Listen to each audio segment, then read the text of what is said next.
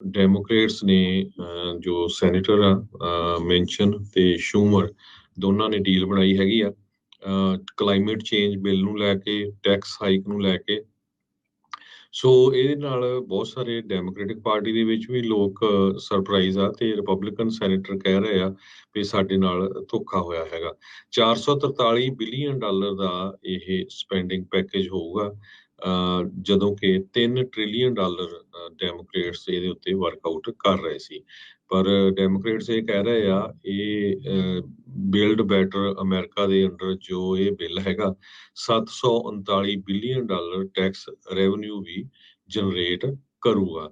Inflation reduction act of 2022 ਇਹ historic ਕਹਿੰਦੇ down payment ਹੋਊਗੀ ਡੈਫਿਸਿਟ ਰਿਡਕਸ਼ਨ ਤੇ ਇਨਫਲੇਸ਼ਨ ਨੂੰ ਫਾਈਟ ਕਰਨ ਦੇ ਲਈ।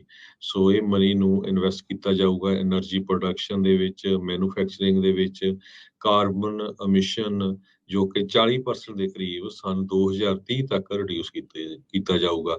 ਚੱਕ ਸ਼ੂਮਰ ਡੈਮੋਕ੍ਰੇਟ ਨਿਊਯਾਰਕ ਤੋਂ ਆ, ਇਹ ਉਹਨਾਂ ਨੇ ਦੱਸਿਆ ਤੇ ਜੋ mention Democrat senator West Virginia ਤੋਂ ਆ, ਦੋਨਾਂ ਨੇ ਹੀ ਜੁਆਇੰਟ ਸਟੇਟਮੈਂਟ ਜਾਰੀ ਕੀਤੀ ਹੈਗੀ ਆ।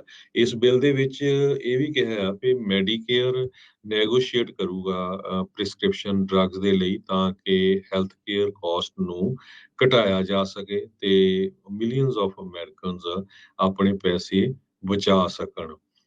ਜੋ ਸਮਰੀ ਇਸ ਬਿੱਲ ਦੀ ਪਬਲਿਸ਼ ਹੋਈ ਹੈਗੀ ਆ, ਇਹਦੇ ਮੁਤਾਬਕ ACA ਜੋ ਕੈਲੀਫੋਰਨੀਆ ਚ ਆਪਾਂ ਕਵਰਡ ਕੈਲੀਫੋਰਨੀਆ ਕਹਿ ਦਿੰਦੇ ਆ, ਓਬਾਮਾ ਕੇਅਰ ਆ, ਉਸ ਨੂੰ 2025 ਤੱਕ ਐਕਸਟੈਂਡ ਕੀਤਾ ਗਿਆ ਹੈ। ਸੋ 64 ਬਿਲੀਅਨ ਡਾਲਰ ਹੋਰ ਫੈਡਰਲ ਗਵਰਨਮੈਂਟ ਵੱਲੋਂ ਇਸ ਦੇ ਲਈ ਵਰਤਿਆ ਜਾਊਗਾ, ਇਸ ਨੂੰ ਦਿੱਤਾ ਜਾਊਗਾ। ਸੋ ਡੈਮੋਕ੍ਰੇਟਸ ਇਹ ਕਹਿ ਰਹੇ ਆ ਪ੍ਰਿਸਕ੍ਰਿਪਸ਼ਨ ਡਰੱਗ ਰਿਫਾਰਮ ਗਵਰਨਮੈਂਟ ਨੂੰ 228 ਬਿਲੀਅਨ ਡਾਲਰ ਸੇਵ ਕਰੂਗੀ।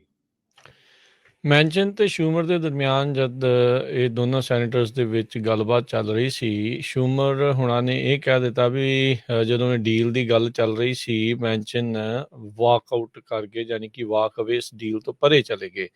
ਮੈਂਸ਼ਨ ਨੇ ਕਿਹਾ ਵੀ ਇਹ ਬਿਲਕੁਲ ਗਲਤ ਗੱਲ ਸੀਗੀ। ਇਹ ਪਿਛਲੇ ਹਫਤੇ ਦੀਆਂ ਜਿਹੜੀਆਂ ਗੱਲਾਂ ਕਹਿੰਦੇ ਮੈਂ ਅੱਜ ਤੱਕ ਕਦੀ ਵੀ ਕਿਸੇ ਡੀਲ ਤੋਂ ਬੈਕਆਊਟ ਨਹੀਂ ਹੋਇਆ, ਕਿਤੇ ਵੀ ਵਾਕ ਅਵੇ ਨਹੀਂ ਕੀਤਾ, ਮੈਂ ਹਮੇਸ਼ਾ ਗੱਲ ਅੱਗੇ ਕਰਦਾ ਹਾਂ। ਸੋਮਵਾਰ ਨੂੰ ਫਿਰ ਦੁਬਾਰਾ ਕਹਿੰਦੇ ਮਿਲੇ ਸੀ ਆਪਸ ਦੇ ਵਿੱਚ ਸੈਨੇਟ ਦੀਆਂ ਜਿਹੜੇ ਗਲਿਆਰਿਆਂ ਦੇ ਵਿੱਚ, ਤੇ ਕਹਿੰਦੇ ਵੀ ਉਦੋਂ ਤੱਕ ਗੁੱਸਾ ਸਾਡਾ ਜਿਹੜਾ ਉਹ ਠੰਡਾ ਹੋ ਚੁੱਕਾ ਸੀ। ਤੇ ਫਿਰ ਉਸ ਤੋਂ ਬਾਅਦ ਹੀ ਅਚਨਚੇਤੇ ਇਹਨਾਂ ਦੇ ਇਸ ਡੀਲ ਦੀ ਜਿਹੜੀ ਖਬਰ ਆ ਉਹ ਆ ਜਾਂਦੀ ਹੈ। ਜਿੱਦਾਂ ਤੁਸੀਂ ਕਿਹਾ ਵੀ ਸਾਰੇ ਜਿਹੜੇ ਭੌਚੱਕੇ ਇਸ ਦੇ ਕਰਕੇ ਰਹਿ ਗਏ ਹੈਗੇ ਆ। ਸੋ GOP ਸੋਚ ਰਿਹਾ ਸੀਗਾ ਵੀ ਸ਼ਾਇਦ ਜਿਹੜਾ ਮੈਂਸ਼ਨ ਆ ਉਹ ਇਹਨਾਂ ਦੇ ਨਾਲ ਹੀ ਹਰ ਮੁੱਦੇ ਦੇ ਵਿੱਚ ਜਿਹੜੇ ਉਹ ਰਹਿਣਗੇ, ਪਰ ਡੈਮੋਕ੍ਰੇਟਸ ਨੇ ਸਮਹਾਓ ਮੈਂਸ਼ਨ ਆ ਉਹਨਾਂ ਨੂੰ ਆਪਣੇ ਖੇਮੇ ਦੇ ਵਿੱਚ ਮੁੜ ਜਿਹੜਾ ਆ ਇਸ ਡੀਲ ਦੇ ਵਿੱਚ ਐਟਲੀਸਟ ਜਿਹੜਾ ਉਹ ਬਣਾ ਲਿਆ ਹੈਗਾ ਆ। ਸੋ ਦੇਖੋ ਅੱਗੇ ਕੀ ਇਸ ਪੂਰੇ ਮਾਮਲੇ ਦੇ ਵਿੱਚ ਰਹਿੰਦਾ ਹੈ। ਜਿੱਦਾਂ ਤੁਸੀਂ ਦੱਸਿਆ ਵੀ 739 ਬਿਲੀਅਨ ਡਾਲਰ ਜਿਹੜਾ ਕੱਲ ਵੀ ਆਪਾਂ ਸ਼ਾਮ ਦੀਆਂ ਖਬਰਾਂ 'ਚ ਦੱਸ ਰਹੇ ਸੀਗੇ ਵੀ ਇਹ ਇਹਨਾਂ ਨੇ ਟੈਕਸ ਦੇ ਨਾਲ ਜਨਰੇਟ ਕਰਨਾ ਹੈ, ਤੇ ਇਹ ਓਵਰਆਲ ਜਿੰਨੀ ਵੀ ਫੰਡਿੰਗ ਹੋਣੀ ਆ ਉਹ ਵਾਧੂ ਜਨਰੇਟ ਕੀਤੇ ਗਏ ਟੈਕਸ ਆ ਉਸ ਦੇ ਜ਼ਰੀਏ ਹੀ ਇਹਨਾਂ ਨੇ ਲੈਣੀ ਆ। ਪਰ ਕੀ ਵੱਡਾ ਸਵਾਲ ਤਾਂ ਸੈਨੇਟ ਦੇ ਵਿੱਚ ਫਿਰ ਇਹੀ ਰਹਿਣ ਵਾਲਾ ਆ, 50 ਜਾਣੇ ਤਾਂ ਮੇ ਬੀ ਹੋਣਗੇ, ਪਰ ਕੀ GOP ਦੇ ਫਿਲਬਸਟਰ ਤੋਂ ਇਹ ਅਵੋਇਡ ਕਰ ਸਕਣਗੇ? ਇਹ ਇੱਕ ਜਿਹੜੀ ਵੱਡੀ ਜਿਹੜੀ ਸਵਾਲ ਆ ਉਹ ਰਹਿਣ ਵਾਲਾ ਹੈਗਾ ਆ। ਸੋ ਉਹਨਾਂ ਨੇ ਇਹ ਕਿਹਾ ਆ ਵੀ 400 ਤੋਂ 500 ਬਿਲੀਅਨ ਡਾਲਰ ਦੀ ਜਿਹੜੀ ਹੋਰ ਇਸ ਦੇ ਵਿੱਚ ਫੰਡਿੰਗ ਸੀ ਉਸ ਨੂੰ ਸ਼ੇਵ ਆਫ ਕੀਤਾ ਆ, ਉਸ ਨੂੰ ਛੋਟਿਆਂ ਜਿਹੜਾ ਉਹ ਕਰ ਦਿੱਤਾ ਹੈਗਾ ਆ। ਪਰ ਇਹ ਇੱਕ ਦੋ ਬਿੱਲ ਹੁਣ ਲੇਟੈਸਟ ਅੱਗੇ ਵਧਣ ਵੱਲ ਨੂੰ ਜਿਹੜੇ ਉਹ ਤੁਰੇ ਆ, ਜੋ ਕਿ ਬਾਈਡਨ ਹੁਣੀ ਕਹਿ ਸਕਦੇ ਆ ਵੀ ਮੈਂ ਆਪਣੇ ਇਕਨੋਮਿਕ ਏਜੰਡੇ ਦੇ ਵਿੱਚ ਕਿਤੇ ਆਪਣੇ ਕਾਰਜਕਾਲ ਦੇ ਵਿੱਚ ਲਿਆਉਣ ਦੀ ਜਿਹੜੀ ਉਹ ਕੋਸ਼ਿਸ਼ ਆ ਉਹ ਕੀਤੀ ਹੈਗੀ ਆ। ਸੋ ਨਾਲ ਦੇ ਨਾਲ ਕਹਿੰਦੇ ਵੀ ਇਹਨਾਂ ਨੇ ਇਹ ਵੀ ਜਿਹੜਾ ਉਹ ਮੰਨਿਆ ਸੀਗਾ ਵੀ ਜਿਹੜਾ ਕਾਰਪੋਰੇਟ ਮਿਨੀਮਮ ਟੈਕਸ ਜਿਹੜਾ ਕੰਪਨੀਜ਼ ਦੇ ਉੱਤੇ, ਉਹ ਜਿਨ੍ਹਾਂ ਕੰਪਨੀਆਂ ਦੇ ਮੁਨਾਫੇ 1 ਬਿਲੀਅਨ ਡਾਲਰ ਤੋਂ ਵੱਧ ਹੈਗੇ ਆ ਉਹਨਾਂ ਦੇ ਉੱਤੇ ਘੱਟੋ ਘੱਟ 15% ਜਿਹੜਾ ਕਾਰਪੋਰੇਟ ਟੈਕਸ ਜਿਹੜਾ ਉਹ ਲਾਇਆ ਜਾਵੇ। ਤੇ ਨਾਲ ਹੀ ਇਹ ਵੀ ਚੀਜ਼ ਦੀ ਇਹਨਾਂ ਨੇ ਮੰਨਿਆ ਇਸ ਡੀਲ ਦੇ ਤਹਿਤ ਵੀ IRS ਦੀ ਜਿਹੜੀ ਐਨਫੋਰਸਮੈਂਟ ਆ ਟੈਕਸ ਕੰਪਲਾਇੰਸ ਨੂੰ ਲੈ ਕੇ ਉਸ ਨੂੰ ਹੋਰ ਸਖਤ ਕੀਤਾ ਜਾਵੇ, ਤੇ ਵਾਧੂ ਲੋਕਾਂ ਨੂੰ ਮੈਨੂੰ ਲੱਗਦਾ ਵੀ ਉਹਦੇ ਵਿੱਚ ਉਹ ਨਵੇਂ ਲੋਕਾਂ ਨੂੰ ਉੱਥੇ ਜੌਬਸ ਵੀ ਦੇਣਗੇ ਤਾਂ ਜੋ ਇਹ ਟੈਕਸ ਕੰਪਲਾਇੰਸ ਦੀ ਐਨਫੋਰਸਮੈਂਟ ਆ ਉਹ ਵੱਡੇ ਪੱਧਰ ਦੇ ਉੱਤੇ ਪੂਰੇ ਨੇਸ਼ਨ ਵਾਈਡ ਆ ਉਹ ਕਰ ਸਕਣ। ਸੋ ਲੈਟਸ ਸੀ ਕਿ ਇਸ ਪੂਰੇ ਮਾਮਲੇ ਵਿੱਚ ਹੁਣ ਅੱਗੇ ਵੱਧਦਾ ਆ ਕਿ ਸੈਨੇਟ 'ਚੋਂ ਇਹ ਬਿੱਲ ਪਾਸ ਹੋ ਸਕੇਗਾ, ਇਹ ਹੁਣ ਅਗਲੇ ਵੱਡੇ ਸਵਾਲ ਨੇ। ਜੀ ਬਿਲਕੁਲ 1.5 ਬਿਲੀਅਨ ਡਾਲਰ ਦਰਖਤ ਲਾਉਣ ਦੇ ਲਈ ਤੇ ਹੋਰ ਇਸ ਤਰ੍ਹਾਂ ਦੀ ਐਕਟੀਵਿਟੀ ਦੇ ਲਈ ਵਰਤਿਆ ਜਾਊਗਾ। 403 ਮਿਲੀਅਨ ਡਾਲਰ IRS ਨੂੰ ਐਕਸਪੈਂਸਿਸ ਲਈ ਦਿੱਤਾ ਗਿਆ, ਜੋ ਕਿ ਉਹ ਆਪਣੀਆਂ ਮੋਟਰ ਵਹੀਕਲਸ ਵਗੈਰਾ ਖਰੀਦ ਸਕਦੇ ਹੈਗੇ ਆ।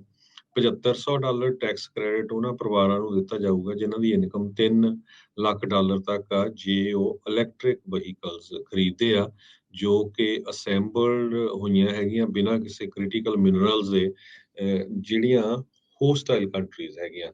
ਜੇ ਹੋਸਟਾਈਲ ਕੰਟਰੀਜ਼ ਨਹੀਂ ਅਸੈਂਬਲ ਹੋਈਆਂ ਤਾਂ ਉਹਨਾਂ ਨੂੰ ਨਹੀਂ ਲਿਆ ਜਾਊਗਾ। ਟੈਕਸ ਕ੍ਰੈਡਿਟ ਨਵੀਆਂ ਬੈਨਸ, SUVs, ਪਿਕਅਪਸ ਦੇ ਲਈ ਜੋ $80,000 ਤੱਕ ਦੀਆਂ ਹੋਣਗੀਆਂ ਉਹਨਾਂ ਲਈ ਦਿੱਤਾ ਜਾਊਗਾ।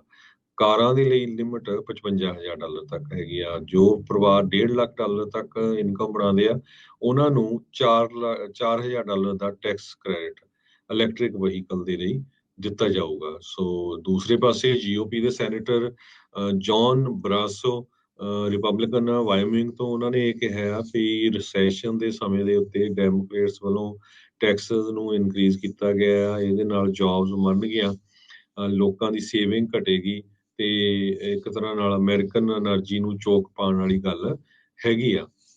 ਸੋ ਟੈਕਸ ਸਕੀਮ 'ਚ ਉਹਨਾਂ ਨੇ ਦੱਸਿਆ ਵੀ ਇਲੈਕਟ੍ਰਿਕ ਵਹੀਕਲ ਟੈਕਸ ਬ੍ਰੇਕ ਤੇ ਓਬਾਮਾ-ਕੇਅਰ ਸਬਸਿਡੀ ਜੋ ਲੋਕ 1 ਲੱਖ ਤੋਂ ਜ਼ਿਆਦਾ ਬਣਾਉਂਦੇ ਉਹਨਾਂ ਨੂੰ ਵੀ ਦਿੱਤੀ ਜਾਣੀ ਚਾਹੀਦੀ ਹੈਗੀ ਆ। ਸੋ ਇਹ ਰਿਪਬਲਿਕਨ ਕਹਿ ਰਹੇ ਆ। ਹੁਣ ਇਹਦੇ ਉੱਤੇ ਮੋਸਟ ਪ੍ਰੋਬਬਲੀ ਦੇਖਦੇ ਆ ਕਿ ਸੈਨੇਟ ਤਾਂ ਕਾਂਗਰਸ ਦੇ ਵਿੱਚ ਜਾ ਕੇ ਕੀ ਬਣਦਾ ਹੈਗਾ।